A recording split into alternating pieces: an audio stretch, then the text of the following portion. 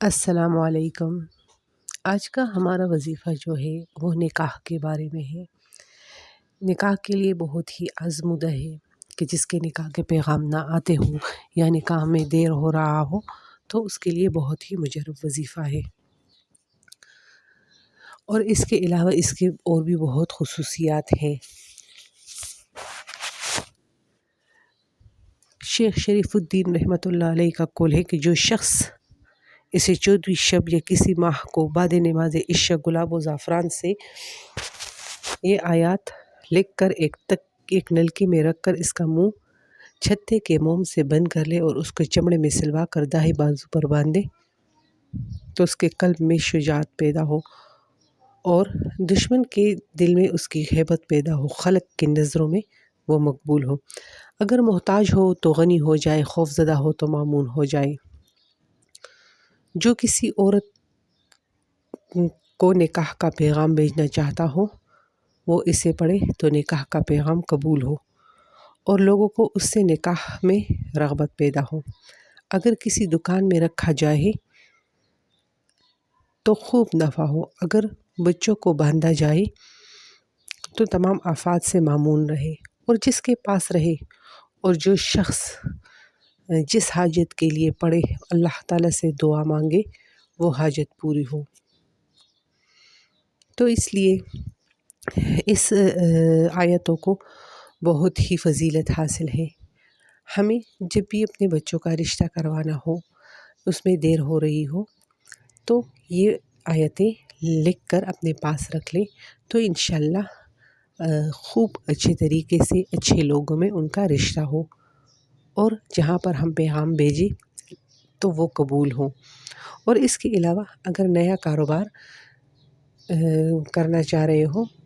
تو بھی یہ سبق لکھ کر اپنے پاس رکھیں تو کاروبار خوب جمے۔ وہ سبق یہ ہے کہ الف لام میم ذالک الکتاب لا ریب فیہ ھدی للمتقین الذین یؤمنون بالغیب ویقیمون الصلاۃ ومما رزقناہم ینفقون والذین یؤمنون بما انزل الیک وما انزل من قبلک وبالآخرۃ ھم یوقنون اولئک علی ھدی من ربہم واولئک ھم المفلحون۔ تو جو یہ آیاتیں لکھ کر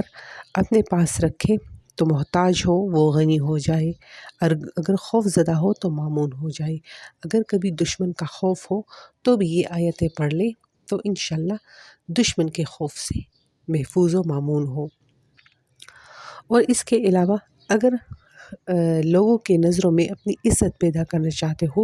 لوگوں کے نظروں میں مقبول ہونا چاہتے ہو تو بھی یہ آیتیں پڑھ کر اپنے اوپر دم کر لے یا لکھ کر اپنے پاس رکھ لیں تو بھی عزت کی نظر سے لوگ آپ کو دیکھیں۔ اس کے علاوہ اگر کسی کے اوپر بہت سا قرض ہو اور قرض ادا نہ ہو رہا ہو تو بھی اسے لکھ کر اپنے پاس رکھے یا پڑھ کر اللہ پاک سے دعا مانگے تو انشاءاللہ اگر پہاڑوں جتنا قرض بھی ہو تو بھی اللہ پاک قرض سے خلاصی دے دے گا، کیونکہ کہا جاتا ہے کہ قرض آدھی موت ہے، قرض دار کی زندگی میں سکون ختم ہو جاتا ہے۔ تو اس عذاب سے اور اس چیز سے خلاصی حاصل کرنے کے لیے ان آیتوں کو اپنے گھر میں رکھے تو انشاءاللہ قرض سے محفوظ رہیں۔